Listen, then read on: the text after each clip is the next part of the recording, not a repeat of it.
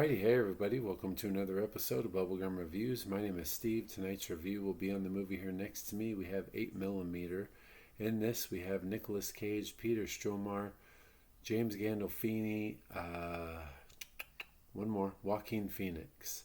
So this is a first time watch for me. The only reason I actually gave this movie a shot is because of the cast. I literally read the cast and was like, okay, I want to check this out. Plus, honestly, I don't hate Nicolas Cage like a lot of people do. I'll say my two favorite Nicolas Cage movies would have to be The Rock and Con Air.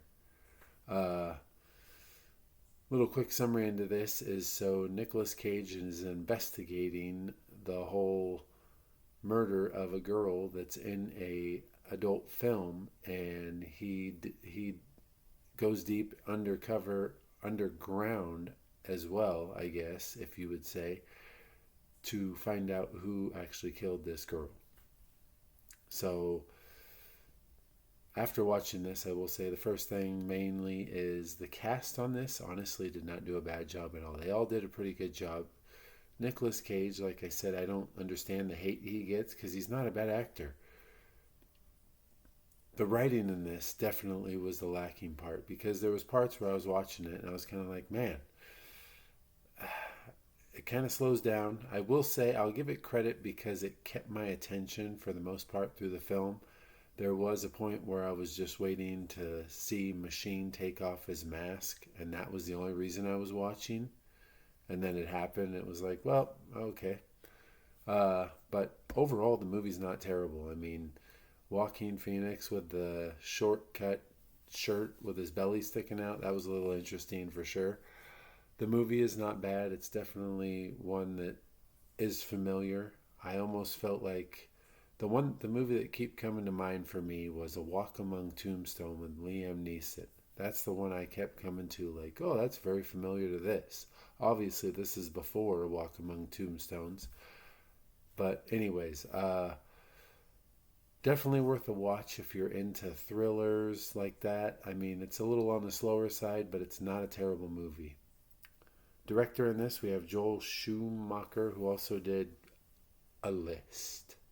Falling Down with Michael Douglas, I believe. Batman Forever, Phone Booth, A Time to Kill, and Batman and Robin, the 97. I've seen Falling Down, I've seen Phone Booth, I think that's it. All the other ones I literally posted on here are ones that I do want to see.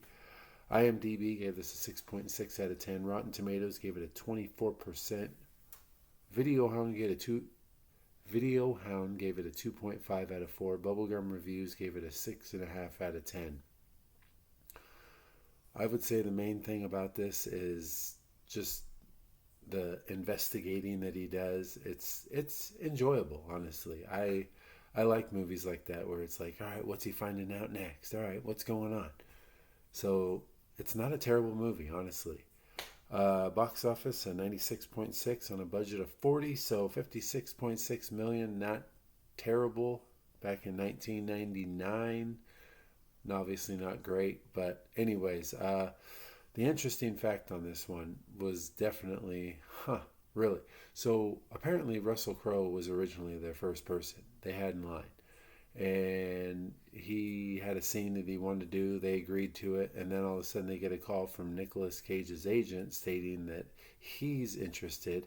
So a call is made, and long story short, they ended up wanting to go with Nicolas Cage over Russell Crowe.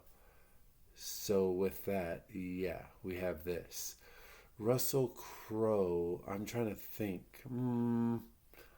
I feel like Nicolas Cage would have done a better job in this. I mean, with that being said, they also had David Fincher, apparently, as a director, and he was the one that did Seven. So that could have been a totally different movie. I mean, with that, David Fincher probably wouldn't even had Nicolas Cage or Russell Crowe on his radar. So it could have been a completely different film. But yes, that is it for that. Up next, I have literally a 2-pack movie here. I'm going to be watching 1 and then 2 and reviewing them. So it's literally Toy Story 1 and Toy Story 2. probably two of the, well, probably one of the greatest animated kids series of all time. Disney, Pixar, if you will. Yeah.